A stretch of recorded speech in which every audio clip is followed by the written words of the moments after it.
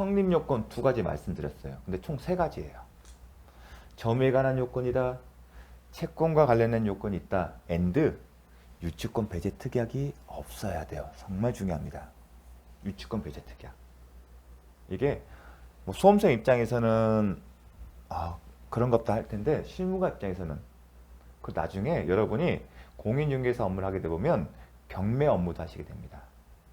그럴 때 정말 이 유치권 배제 특약은 반드시 아셔야 할 내용이고 경매하는 입장에 있어서는 유치권자하고 포기각서를 반드시 쓰셔야 합니다. 배제 특약 가능한 얘기가 중요합니다. 물론 수험생 입장에서는 공식적으로 해주십시오. 점유에 관한 요건, 채권에 관한 요건, 유치권 배제 특약이 없으면 법률상 당연히 성립된다. 점유와 관련해서는 불법 행위가 아니다. 그리고 타인의 물건이죠. 불법 점유가 아니다. 그리고 채권의 경우는 채권이 이행기, 정말 중요합니다. 이행기에 있을 거. 단순히 채권만 있는 게 아니라 이행기가 도래돼야 한다. 그래서 이 세 가지는 제가 포인트를 말씀드리면 달달 외워야 하는데 시험은 각각의 포인트가 있습니다. 비중도는 물건에 관한 채권이냐 아니냐 해서 예시가 나옵니다. 그래서 OX처럼 기억을 하셔야 합니다. 그래서 그 포인트고 점유와 관한 요건 그리고 유치권 배제 등에서 다 출제가 되고 있으니까 출제 포인트에 맞춰서 잘 정리해서 암기를 하셨으면 좋겠습니다. 자, 점유는 직접 점유든 간접이든 상관없다 얘기했습니다. 하나 얘기했죠. 그 두 번째 3번 넘어갈게요. 점유는 불법 행위로 취득한 것이 아니다. 불법 점유가 아니다. 얘기를 했습니다. 간접 점유도 된다. 그리고 불법 점유가 아니다. 이미 설명했고 더 이상 부연 설명이 필요 없습니다. 대신 간접 점유가 지금 언급되는 경우가 또 있었죠. 기억할 게 취득시효, 점유 취득시효. 점유 취득시효 있을 때 이 점유에는 간접 점유도 포함된다는 거 기억을 해주셨으면 좋겠습니다. 자, 근데 이제 좀 설명이 필요한 게 직접 점유자가 채무자인 경우. 채권자의 간접 점유도 유치권 요건에서 점유에 해당되지 않는다. 왜 안, 지금 누가 점유라고 했어요? 채무자가 점유라고 했어요. 근데 왜 안 되는지, why? 자, 유치권의 개념에서 볼게요. 유치권의 특징은 유치권의 행사로 채권의 만족을 간접적으로 확보한다. 유치권의 행사로서 채무자 이행을 강제시키는 거예요. 채무자야, 네가 목적물을 반환받고 싶으면 돈 줘. 그러니까 돈을 주게 함으로써 강제시키는 효과가 있어요. 근데 그 전제가 뭐예요? 채무자가 지금 점유하고 있지 않기 때문에 돈을 주잖아요. 채무자가 점유하지 않고 채권자가 점유를 하고 직접 점유를 하고 있기 때문에 주는 거예요. 그런데 지금 질문은 뭐였죠? 직접 점유자가 채무자란 거예요. 지금 신축된 주택에 소유자인 채무자가 살고 있다는 얘기입니다. 다만 설사 채권자가 간접 점유하더라도 유치권의 특징, 간접적으로 확보한다는 취지와 맞지 않지 않습니까? 사실상 유치 권능을 통해서 물건을 유치할 수 있는 권능을 통해서 간접적으로 강제시키는데 이미 살고 있잖아요, 채무자가. 그래서 그런 취지에 맞지 않기 때문에 인정되지 않는 거다. 그렇게 생각하십시오. 자, 지금 공사업자가 지은 집을 누가 살고 있다? 채무자가 살고 있다. 그러면 유치권 행사 아니다. 그렇게 생각하시면 됩니다.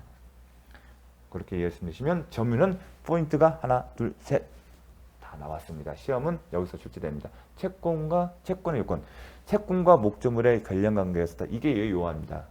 설명을 했잖아요. 관련관계가 있어야만이 공평의 원칙에 따라서 유치권을 인정할 수 있다.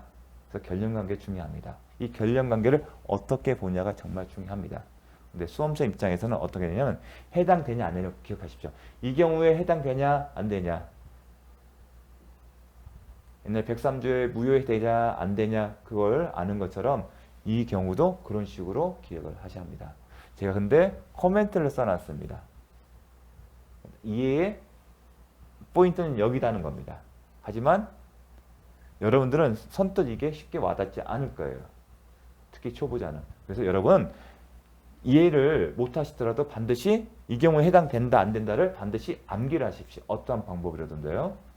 근데 내용을 이해하게 되면 이해를 하게 되면 수긍이 갑니다. 그래서 하나씩 보겠습니다. 목적, 물건에 관한 채권. 이게 무슨 의미인지 알겠죠? 건축업자가 자신의 노력과 비용으로 집을 지었을 때 그 집을 통해서 자신의 채권을 받는 것이 공평의 원칙에 맞기 때문에 따라서 그런 연관성이 있는 거잖아요. 결연성이. 그렇지 않은 경우에는 공평의 원칙을 잣대로 해서 인정할 필요가 없겠죠. 예컨대 물건으로 인한 손해에 대한 배상 청구. 물건으로 받았어요. 예컨대 이렇게 하게 되면 이해를 못해요. 어떻게 했나? 가축이 타인의 농작물을 자기 자신이 키우는 소가 너네 집 농작물을 먹었다 생각하시면 됩니다. 그러한 경우에 그러면 당연히 피해를 입은 사람은 소유주 상대로 손해배상 채권이 있죠. 그러니까 자기가 보상받을 때까지 뭘 한다? 그 가축을 갖고 있는 거예요. 그 경우는 공평의 원칙상 인정을 해야 합니다. 그 물건에 관한 채권이기 때문에 그 물건이 발생한 채권이기 때문에 물론 공사대금하고 좀 다른 차원이지만 그 물건 때문에 생긴 거잖아요. 대표적인 예가 공사대금 채권에서 이해를 시켜서 제가 설명해 드린 거지 항상 그런 모델로 되는 건 아닙니다. 여기는 포인트는 그 물건으로 손해했기 때문에 물건을 한 겁니다. 예컨대 여러분이 시계 수리를 맡겼어요. 근데 돈 안 주다. 그러면 마찬가지로 하죠. 그런 경우처럼 손해배상 청구권. 요거는 좀 잘 나옵니다. 예를 갖고 얘기했죠. 포인트는 물건에 관한 그 물건으로 인해 손해입니다. 가축 때문에 농작물이 피해 입는 케이스입니다. 자, 당해 물건에 관한 비용 상한 청구권. 공사대금 특징이죠. 비용 상한은 청구권이면 필요비 유익비이기 때문에 그 물건에 대한 가치를 유지시키고 증가시키잖아요. 공사대금도 공사대금이 공사가 됐기 때문에 가치가 생긴 거잖아요. 그렇기 때문에 인정이 된다. 이렇게 표현합니다. 비용 및 공사대금은 그 물건 안에 내재하게 그런 가치가 내재되었기 때문에 비용 채권을 담보하는 것이 공평하다. 공평의 원칙상 인정된다. 이런 표현을 씁니다. 공사대금 채권의 지원손해금 정말 중요합니다. 이거는 개념을 잘 보셔야 돼요. 자, 공사대금 채권. 자, 도급 계약을 전제로 해서 계약일 전제를 했고 이 당사자는 도급인과 수급인이에요. 그러니까 법률적으로 이렇게 표현합니다. 시공사라고 해요. 시공사 아니면 건축업자. 도급인은 건축주 또는 토지 소유주라고 합니다. 근데 보통은 이 사람들을 도급인, 정식적인 명칭은 수급인이에요. 하지만 여러분은 여기까지 수험생 입장에서는 시공사, 건축업자 이런 표현을 씁니다. 그러면 수급인은 법률 관계가 있죠. 그럼 수급인이 도급인을 상대해서 즉 건설업자가 건축주 상대해서 뭘 갖고 있죠? 공사대금 채권이에요. 그런데 이거는 계약의 기초에서 발생한 거죠. 뭐에서? 계약에 따른 법률관계인 공사대금 채권은 계약의 기초에서 발생한 겁니다. 그리고 이 채권에는 이행기가 있어요. 그런데 이 채권을 언제까지 주기로 처음에 계약서에 썼는데 이행을 안 했어요. 도급인이. 그럼 그걸 뭘 표현한다? 채무를 불이행하다. 그럼 공사대금이기 때문에 채무불이행 유형 하나는 이행지체예요. 돈을 주고받은 것은 불능이 없어요. 이행지체예요. 이행지체가 되는데 그런 경우에 되면 손해배상. 이걸 뭐다? 지연시킨다.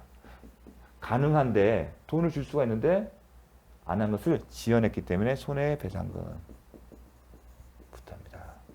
그러면 이 공사대금 채권에 이행지체가 발생하면 지연 손해금 붙어요. 근데 이 표현을 어떻게 하냐면 채권의 확장이라고 해요. 즉 공사대금이 1,000만 원인데 이자 붙어서 1,100만 원이 됐다. 이것은 어떻게 보면 채권의 확정이라고 해요.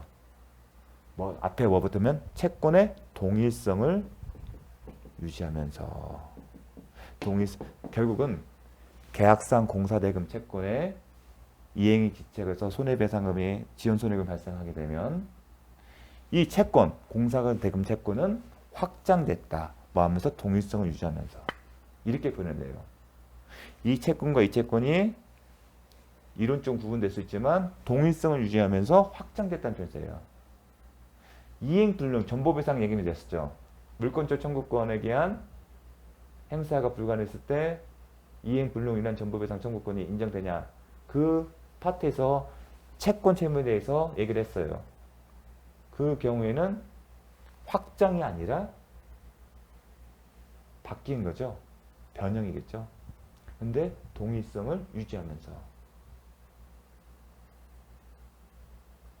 앞에는 동일성을 유지하면서 달라진 겁니다. 이거는 확장인 거고 그건 변경입니다. 내용이 변경됐다는 겁니다. 그래서 중요한 것은 동일성을 유지하면서 확장된 겁니다. 그 얘기는 이 채권은 지연선에서 이런 표시면 됩니다. 원래 채권은 이만큼이었는데 이행을 지체해서 어떻게 됐다? 이만큼에다가 이렇게 붙은 거예요. 근데 이 채권과 이 채권의 동일성은 인정된다. 그 이유는 뭐냐면 계약에서 기초한 거기 때문에 이렇게 논리적 구조로 갑니다. 동일성을 예쁘게 인정하게 되면 이 공사대금 채권을 가지고 유치권 행사했으면 당연히 확정된 동일성 유지이기 때문에 요것도 이 채권도 동일성이 있기 때문에 유치권 행사할 수 있는 거고 실익은 뭐냐면 요 부분은 같은 거예요. 이건 변제가 이루어진 거예요. 요것만 남은 거예요. 이 채권을 위해서도 유치권을 행사할 수 있는지 즉 유치권 행사의 성립 요건이 채권에 해당되는지를 묻는 거예요. 근데 이걸 갚았기 때문에 요거는 별게 아니냐 그 얘기를 하고 싶은 거예요. 물건에 관한 채권이 아니라는 얘기를 하고 싶은 거예요. 하지만 지연손해배상금은 동일성을 유지하면서 공사대금 채권과 동일성이 있다. 확장된 것뿐이다. 따라서 요것만 변제하고 여기 남았다 하더라도 불가분성 원칙에 따라서 할 수 있다는 겁니다. 이제 수험생 입장에서 알 필요 없는데 결국은 불가분성에 따라 채권 전체가 변제를 받지 않기 때문에 아직 남아있는 채권에서 유치물 전부에 대해서 유치권을 행사할 수 있다. 그렇게까지 넘어갔는다. 그 얘기를 묻는 겁니다. 그래서 잘 기억하십시오. 이 개념이 정말 중요합니다. 채권의 확정이다, 동일성이 있다. 그 개념을 채권법 시간에 또 배울 텐데 정말 유용하게 써먹는 겁니다. 꼭 기억하십시오. 지연손해금 채권, 손해배상 채권이라고 하거든요. 지연했기 때문에 채무 불이행에 입증한 손해배상 채권은 공사대금 채권의 연장이다, 확장이다. 이 표현은 뭐냐면 동일성이 있다는 것을 내포하고 있는 겁니다. 공사대금 채권과 건물사의 결령관계가 인정되는 경우 지연손해금 채권 또한 건물과 사이에서 결령관계를 인정할 수 있다는 겁니다. 이 사안은 뭐냐면 공사대금 채권을 갚은 거예요. 원금은. 근데 이자를 못 갚은 상태예요. 그러니까 채무자가 야 원금 갚았고 넌 지연손해금 남았는데 그건 물건에 관한 채권가 아니야. 그러니까 너 유치권 없어. 그 얘기를 하고 있는 거예요. 유치권이 없다면 당연히 명도 청구를 행사하게 되면 반환할 의무가 있는 거예요. 상대방. 근데 대법원 판례는 이 지연손해 채권은 물건에 관한 채권이 공사대금 채권의 확장이고 이들은 동일성이 있기 때문에 비록 네가 공사대금 다 갚았지만 아직 지연손해금을 갚지 않았기 때문에 유치권자는 그 지연손해금 채권을 변제받을까지 유치할 권능이 있고 따라서 너의 명도 청구는 받아들일 수 없어. 그 얘기를 한 겁니다. 그래서 정말 실무적으로도 의미가 있는데 수험생 입장은 확장이다. 계약에 기초했을 때 이런 내용이 나옵니다. 출발은 계약에 있고 계약상 어떤 채권이 있고 채무자 불이행해서 손해배상 채권이 발생되면 그 채권은 확장된 건데 동일성이 있다. 동일성이 있기 때문에 여전히 유치권 행사했을 때 나중에 동시항변권도 나오는 겁니다. 이런 개념, 논리적 순서에 따라서 정말 중요한 개념입니다. 이 개념이 머릿속에 딱 있으면 나중에 이해할 때 유용합니다. 채권법 파트에서 건축자재 공급으로 발생한 건축자재 대금 채권은 뭘까요? 무슨 얘기냐면 건물을 짓는데 건축업자가 자재가 필요할 거 아니에요. 그 자재를 사다가 건물을 지은 경우에요. 이건 공사대금 채권이 아니죠. 건축자재 매매대금 채권이에요. 우리가 얘기하는 것은 공사대금, 건물에 관한 채권은 공사대금 채권이지 공사를 위해 들어간 재료와 관련된 자재 매매대금 채권은 인정이 안 됩니다. 위 채권이 건물 자체에 관한 생긴 채권이 아니기 때문에 건물 자체에 관한 생긴 채권보다 공사대금 채권이다. 그 공사의 의뢰에 들어간 재료에 관련된 건축자재 매매대금 채권은 아니다는 거 잘 기억을 해주십시오. 임대차 목조물과 임대차 보증금 반환 채권은 임대차 보증금 반환 채권은 인정 안 됩니다. 임대차 보증금 건물에 관한 게 아니잖아요. 임대인과 임차인이 향후 임차인의 채무 불이행 등의 손해가 발생한 경우를 담해서 차임을 연체하는 걸 대비해서 담보하기 위해서 제공하는 별개의 돈입니다. 즉 건물에 관한 것이 아니기 때문에 임대차 보증금 반환 채권도 당연히 물건에 관한 권리가 아니다. 임차권을 가지고 대응 그리고 만약에 임대차 보증금 반환 채권이 유치권에 채권에 해당되면 어떤 일이 발생하냐면 물건의 소유자가 발견했을 때 대항력이 없는 임차인이 보증금을 가지고 새로운 소유자가 대항할 수 있는 결과가 생깁니다. 이 표현은 수험생은 잘 몰라도 돼요. 그런데 이 표현 자체가 상당히 중요한 의미가 있습니다. 이거 나중에 어떠한 그 쟁점을 이해하는데 되게 중요한 표현이에요. 그래서 그런 차원에서만 이게 딱 쓴 거지 이거 알 필요는 없습니다. 그래서 제가 욕심을 부린 겁니다. 그냥 이렇게 얘기했죠. 임대차 보증금 건물하고 상관없습니다.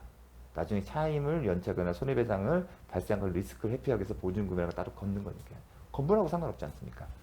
자, 건물의 임대차에 있어서 자, 임대차가 있었어요. 건물 시설을 아니까 누가? 임대인이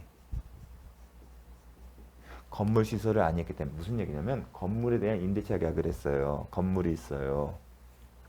임대차 계약의 내용이 있어요. 야, 이 건물을 임차인이 어떤 걸 요구했냐면 여기다가 나 이제 커피 운영할 거니까 여기 공간에다 테라스를 활용하고 싶어. 근데 비가 오거나 햇빛이 너무 세면 안 좋으니까 여기다가 임대인이 차양막 시설해 주세요. 계약서에 기재한 거예요. 그걸 생각하십시오.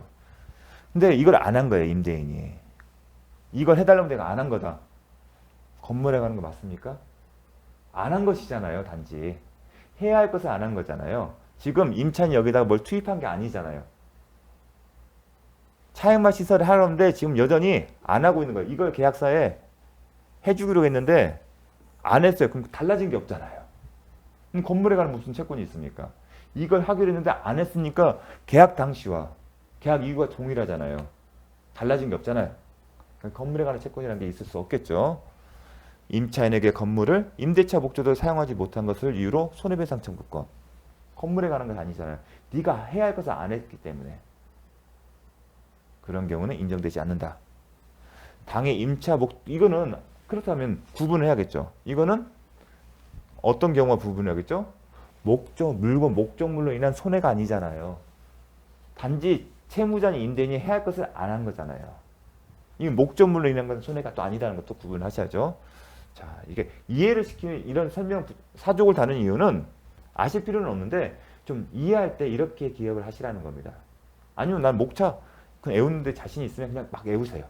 이건 반드시 나오기 때문에 애우셔야 합니다. 자, 이런 식으로 강조하는 경우는 없습니다. 왜냐하면 제가 설명을 하면서도 쉽지 않다는 것을 알기 때문에 그렇습니다. 만약 이해를 원하면 그 이해의 포인트는 이겁니다. 목적물로 인한 손해가 아니다. 단지 임대인이 자신의 의무를 위반한 손해이기 때문이다. 앞에 것은 그 목적물로 인해 발생한 손해다. 이 목적물의 손해가 아니잖아요. 이 건물 때문에 발생한 손해가 아니잖아요. 자, 잘 구매하십니다. 반환 약정에 따른 임차인의 임대인을 상대로 한 권리금 반환 청구. 권리금도요. 건물에 관한 것이 아닙니다. 따라서 인정이 되지 않습니다. 정말 잘 나옵니다. 지금 하고 있는 내용들은 약방의 감초처럼 반드시 숙지를 하고 계셔야 합니다. 원상 회복 약정이 있는 경우 유익비 상환 청구권. 비용 상환 청구권은 물건에 관한 권리예요. 근데 뭐가 문제냐면 자, 유치권 하려면 채권이 존재해야 한다.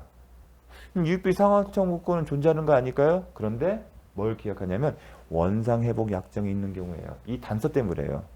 원상 회복 약정이 있는 경우는 기억하십시오. 정말 중요합니다.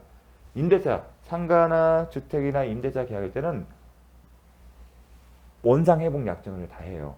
원상으로 복구해서. 그 얘기는 무슨 원상 회복 약정이 있으면 필요비와 상환 청구와 그 다음에 유익비 상환 청구를 상환 청구권을 포기한 것이다. 포기한 것이다. 비용 상환 청구권을 포기한 것이다. 원상 회복 약정이 있으면 필요비, 유익비 상환 청구권을 포기한 것이다. 포기한 것이기 때문에 채권이 존재하지 않는다. 채권이 없기 때문에 유치권이 인정되지 않는다. 이렇게 기억을 해 주십시오.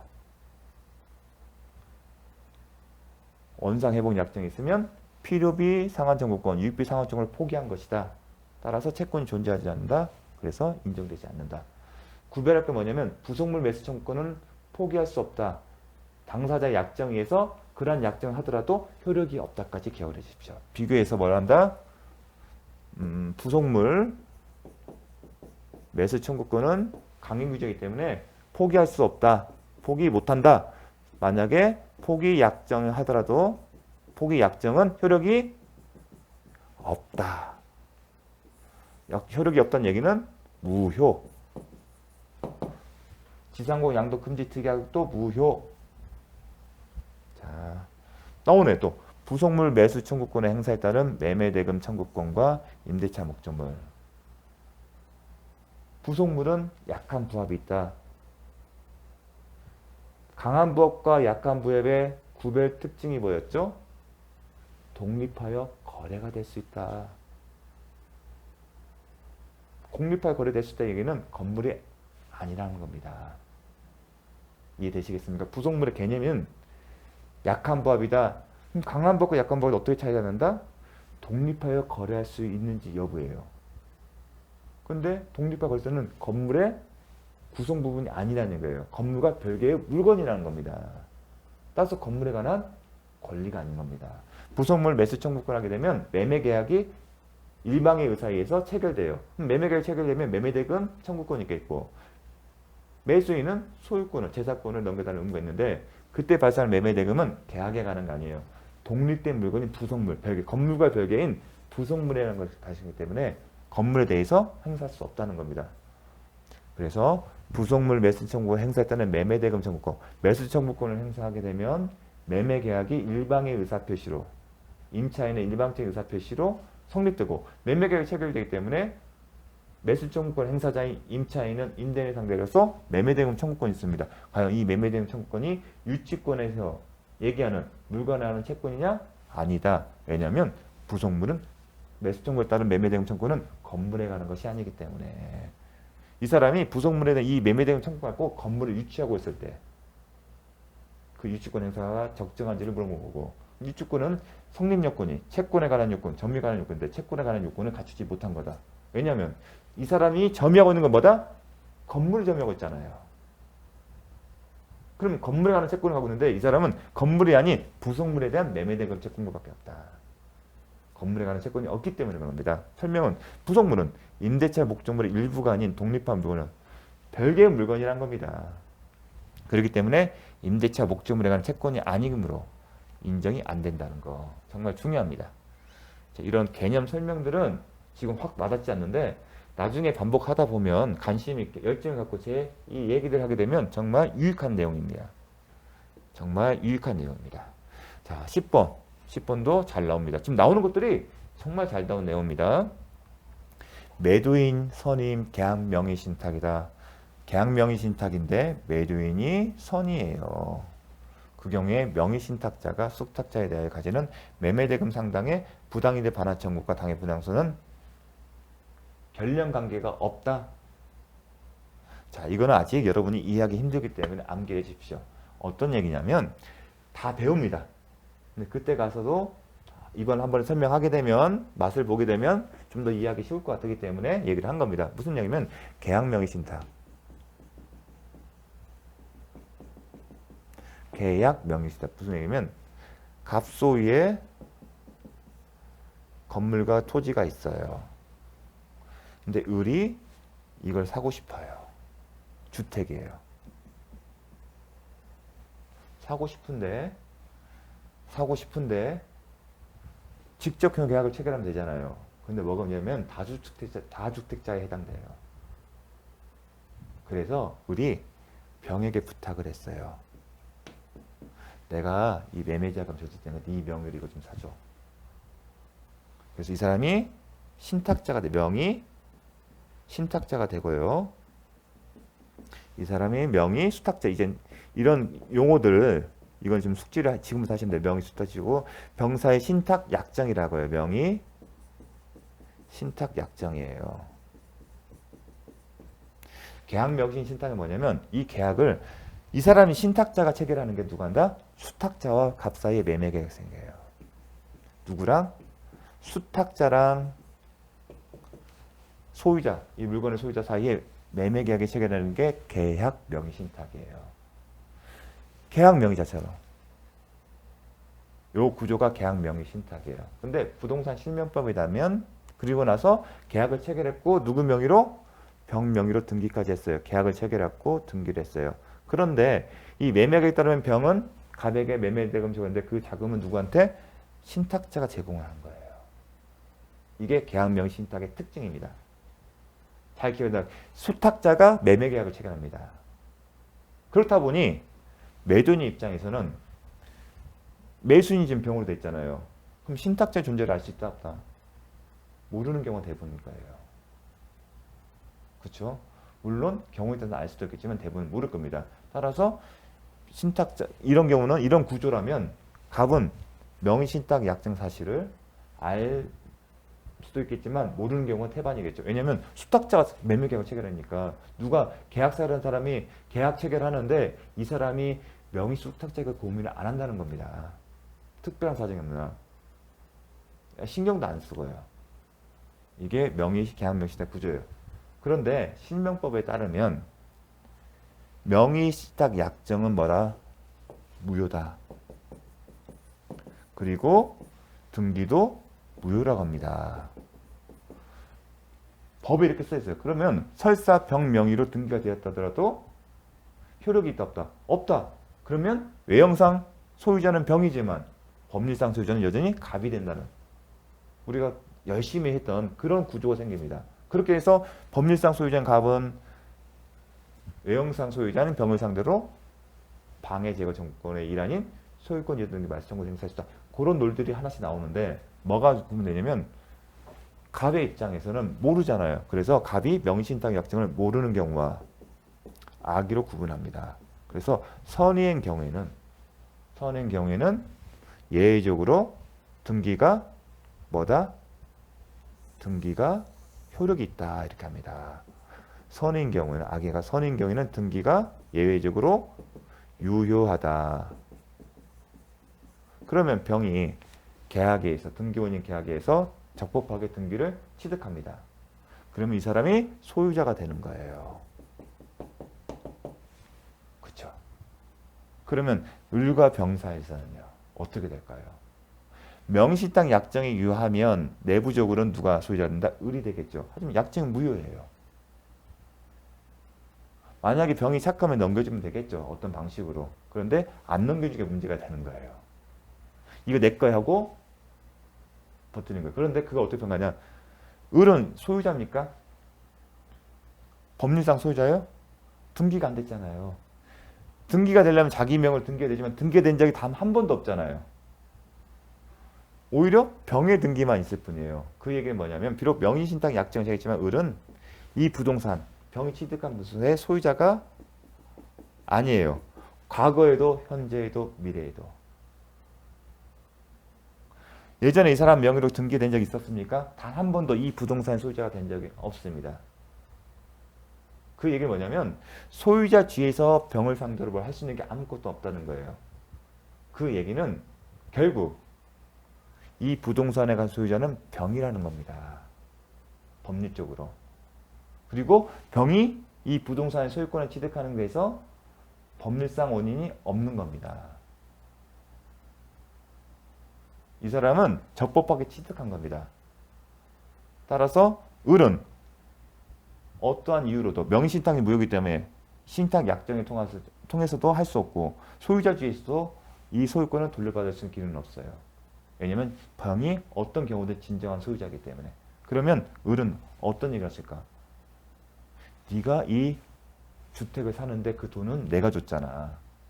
나는 이 명의신탁의 약정이 유효한 것을 원인으로 해서 이 약정으로 해서 급부를 준 건데 어떻게 됐다? 무효가 됐잖아요. 그럼 법률상 원인이 됐기 때문에 법률상 원인이 없이 너는 매매대금이라는 자금을 잃었고 나는 손해받았으니까 그 돈 돌려줘. 그 얘기를 할 수 있는 겁니다.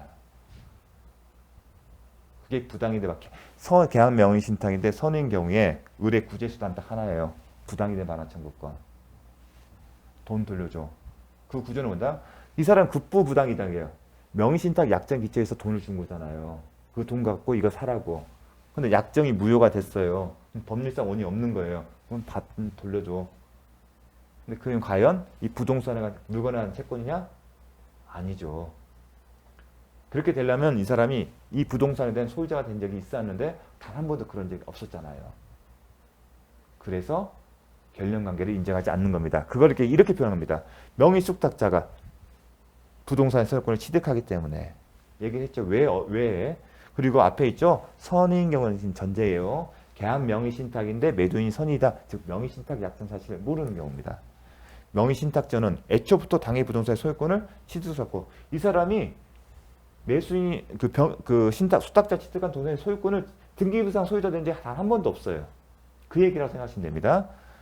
단지 매수 자금의 원인이 된 명의신탁 약정 무효 관계로 얘기했었죠. 명의신탁 약정을 이유로 돈을 줬는데 그 원인이 약정이 무효였기 때문에 돌려달라는 거. 동액 상당의 부당이득 반환 청구를 가질 수 있기 때문이다. 이렇게 직접 읽으면 이해가 안 됩니다. 이해 포인트는 아까 그런 식입니다. 지금은 좀 어렵게 느껴졌을 때 나중에 명의신탁, 바로 계약 명의신탁을 했기 때문에 어려운데 양자가 명의신탁, 중과 생략의 명의신탁 공부하고 계약 명의신탁 하게 되면 3번 반복하면서 좀 이해가 될 겁니다. 지금은 이런 경우에는 인정 안 된다는 거. 여러분이 한번 그려가면서 한번 시도를 하십시오. 기억을 위한 겁니다. 뭐 이렇게 생으로 외우는 거 자신 있으면 모르셔도 됩니다. 자, 넘어가겠습니다. 자, 그다음 채권과 목적물 점유 사이에 무슨 얘기냐면 좀 전에는 물건은 채권이에요. 이 얘기는 점유란 표현이에요. 채권과 물건 사이 결정했는데 지금 더 나아가 목적물 점유 사이에 이 얘기는 뭐냐면 목적물을 점유하는 기간 동안에 그 채권이 발생한 것이냐 묻는 거예요. 채권자가 그 목적물을 점유하는 기간 동안에 발생해야만이 유치권 성립할 수 있냐? 그렇지 않다. 목적물을 점유한 동안에 채권이 생겨야 하는 것은 아니다. 따라서 목적물한 채권을 가진 자가 그 후에 채권이 먼저 발생하고 그 후에 물건을 점유하더라도 유치권은 성립할 수 있다는 겁니다. 이것도 심화학습으로서 좀 알아주시면 돼요. 어떤 얘기인지 아시겠죠? 목적물을 점유하는 동안에 생긴 채권에 대해서만 유치권을 인정하는 건 아니고 채권은 먼저 생기고 채권은 변제받지 못해요. 그러니까 나중에 가서야 점유한 것. 이런 얘기입니다. 공사대가 다 마무리됐어요. 그리고 공사대금 채권 조만간 준다는 말을 믿고 철수를 했어요.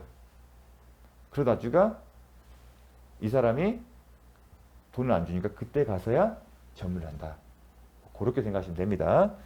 변제기는 도래를 해야 한다.